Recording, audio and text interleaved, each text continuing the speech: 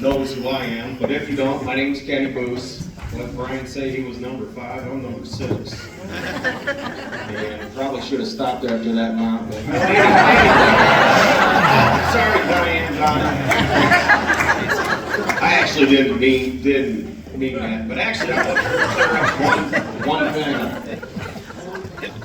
This past week, I've gotten a lot of phone calls and texts from people that used to work out on the farm and hadn't seen these people in years.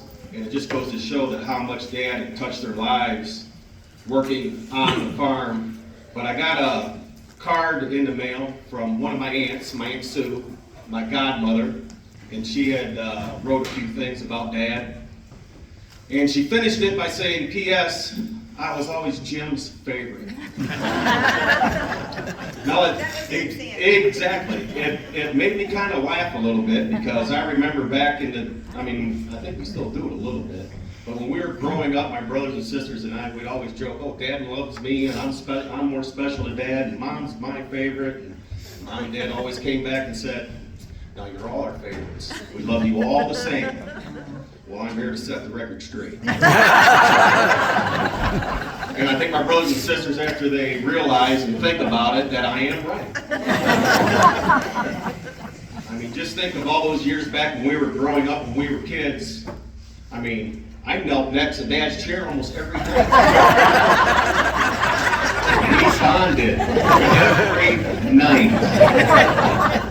And I messed it up the one time. I think I remember one time I was kneeling up for whatever I did.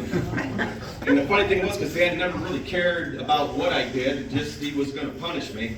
But I was kneeling next to his chair, and he looked at me, and he says, now you understand why you're here, right? And I says, yes, Dad.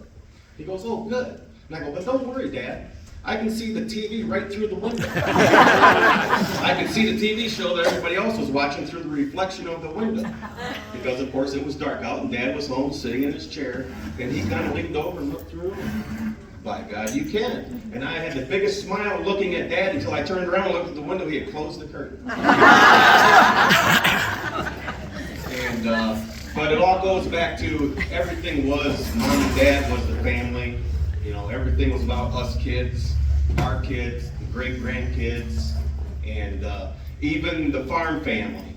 If you punched a clock on the farm at any time when we were farming, Dad loved you.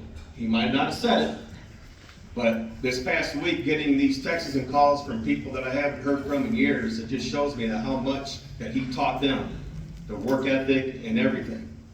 And I had the privilege and the honor of seeing my dad every day when I went to work. And I really didn't realize it at that time. But I got to be with him when we farmed every single day, 7 days a week. And we worked side by side. And it was something that maybe I didn't realize at that time, but I cherish it. Someone had mentioned that they asked Dad if he missed farming, I'd do it tomorrow. Because that's how much I loved it, and that's why I did it. And but I just want everybody here to know that my father loved each and every one of you, no matter if you were family or if you just worked on the farm for how many years. But if you worked on the farm, Dad considered you family, and that's just the way he was. So thank you very much.